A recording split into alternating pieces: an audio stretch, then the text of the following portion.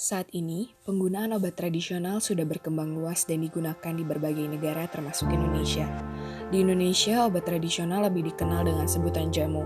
Menurut Peraturan Menteri Kesehatan Nomor 3 Tahun 2010 tentang saintifikasi jamu dalam penelitian berbasis pelayanan kesehatan, jamu sebagai obat tradisional warisan leluhur bangsa Indonesia merupakan bahan atau ramuan bahan yang berupa bahan tumbuhan, bahan hewan, bahan mineral, sediaan sarian, atau campuran dari bahan tersebut yang secara turun-temurun telah digunakan untuk pengobatan dan dapat diterapkan sesuai dengan norma yang berlaku di masyarakat. Sebanyak 31,4% penduduk Indonesia menggunakan pelayanan kesehatan tradisional. Sejumlah 48% memanfaatkan ramuan jadi dan sisanya memanfaatkan ramuan buatan sendiri. Ramuan jadi merupakan ramuan yang diperoleh dalam bentuk sediaan jadi yang beredar di pasar dan terdaftar di Badan POM, atau diberikan langsung oleh apoteker dan digunakan sesuai aturan yang berlaku. Menurut peraturan BPOM, obat tradisional dikelompokkan menjadi 3 golongan, yaitu jamu, obat herbal terstandar, dan fitofarmaka.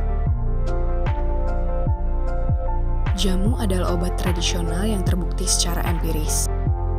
Obat herbal terstandar adalah sediaan obat bahan alam yang telah dibuktikan keamanan dan khasiatnya secara ilmiah dengan uji praklinik dan bahan bakunya telah distandarisasi. Sedangkan fitofarmaka adalah obat bahan alam yang telah dibuktikan keamanan dan khasiatnya secara ilmiah dengan uji praklinik dan uji klinik, serta bahan baku dan produk jadinya sudah distandarisasi.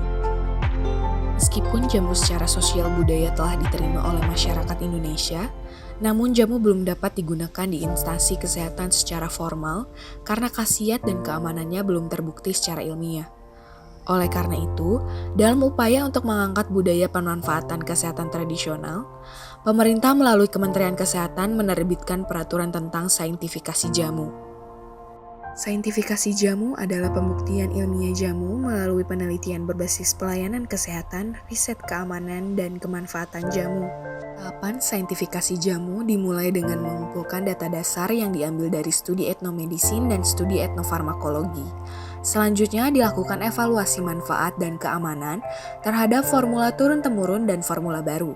Setelah itu dilakukan orientasi produk komersial melalui uji praklinik dan klinik sebagai syarat produk fitofarmaka. Salah satu program Menteri Kesehatan terkait penelitian tumbuhan obat dan jamu yaitu Ristoja. Riset tumbuhan obat dan jamu merupakan riset pemetaan pengetahuan tradisional dalam pemanfaatan tumbuhan obat berbasis komunitas yang dilaksanakan oleh Badan Litbang Kesehatan. Tujuan Ristoja ini mendapatkan data dasar pengetahuan etnofarmakologi, ramuan obat tradisional, dan tumbuhan obat di Indonesia. Pada tahun 2007, Balai Besar Penelitian dan Pengembangan Tanaman Obat dan Obat Tradisional atau B2P2TOT merintis klinik saintifikasi jamu yang bernama Hortus Medicus, yang kemudian dikembangkan menjadi klinik saintifikasi jamu dan diresmikan pada tahun 2013 dengan nama Rumah Riset Jamu Hortus Medicus. Ramuan jamu yang telah diteliti dan terbukti aman khasiatnya dimanfaatkan sebagai terapi komplementer di fasilitas pelayanan kesehatan formal, yakni sebagai upaya preventif, promotif, rehabilitatif, serta paliatif. Salah satunya ialah di rumah riset jamu dan beberapa fasilitas pelayanan kesehatan saintifikasi jamu lainnya oleh dokter saintifikasi jamu. Jamu yang digunakan merupakan racikan simplicia dan ekstrak tanaman obat yang telah diuji keamanan dan khasiatnya melalui uji praklinik dan observasi klinik. Hingga saat ini, penelitian yang dilakukan oleh B2P2TOT telah menghasilkan 11 produk jamu saintifik, yaitu ramuan jamu saintifik tekanan darah tinggi, jamu saintifik untuk asam urat, jamu saintifik gangguan pencernaan, jamu saintifik wasir, jamu saintifik radang sendi, jamu saintifik penurun kolesterol, jamu saintifik pelindung fungsi hati, jamu saintifik kebugaran jasmani, jamu saintifik batu saluran kencing, jamu saintifik penurun gula darah, jamu saintifik obesitas. Pengembangan program pemerintah terkait saintifikasi jamu bertujuan agar jamu saintifikasi dapat digunakan dengan aman oleh masyarakat luas. Oleh karena itu, bahan baku ramuan jamu saintifikasi perlu mencapai standar atau spesifikasi tertentu yang dapat dicapai dengan adanya budidaya tanaman obat tradisional agar kualitas tanaman dapat terkontrol dengan baik. Budidaya tanaman obat terdiri dari beberapa tahapan yakni pemilihan lokasi penanaman, penyiapan lahan, penyiapan benih atau bibit, penanaman, pemupukan, pemeliharaan, pengelolaan hama, dan juga panen. Tanaman obat dipanen saat tanaman memiliki kandungan senyawa aktif dalam kadar optimal yang diperoleh pada umur tanaman dan waktu tertentu.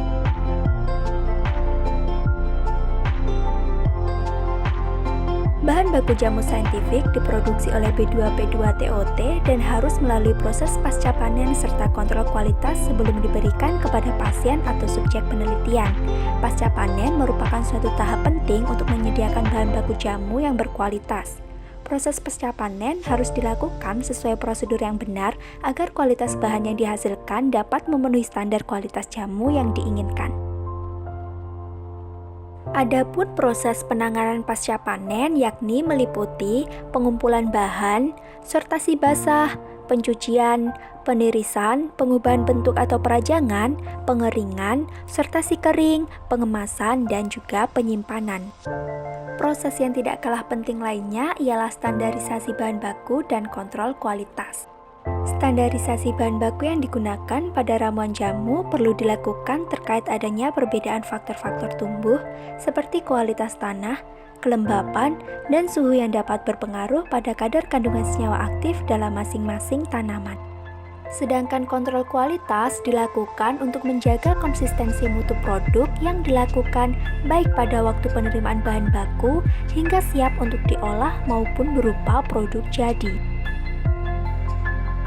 Secara umum, kontrol kualitas meliputi 3 hal penting yaitu identitas, kemurnian, dan isi atau kandungan. Identitas bisa berupa organoleptis maupun pengamatan mikroskopis atau makroskopis dari bahan baku. Kemurnian dapat ditentukan melalui adanya kontaminan, cemaran logam berat, aflatoksin total, bahan organik asing, dan lain-lain. Isi atau kandungan yang dapat diketahui melalui senyawa identitas bahan tersebut dan jumlah kadar kandungan senyawanya. Sudah saatnya jamu Indonesia dikembangkan menjadi komoditi yang kompetitif baik di tingkat lokal, regional, maupun global sebagai jamu saintifik yang sudah terbukti khasiat dan keamanannya. Mari dukung penggunaan jamu yang tepat sembari melestarikan budaya lokal Indonesia.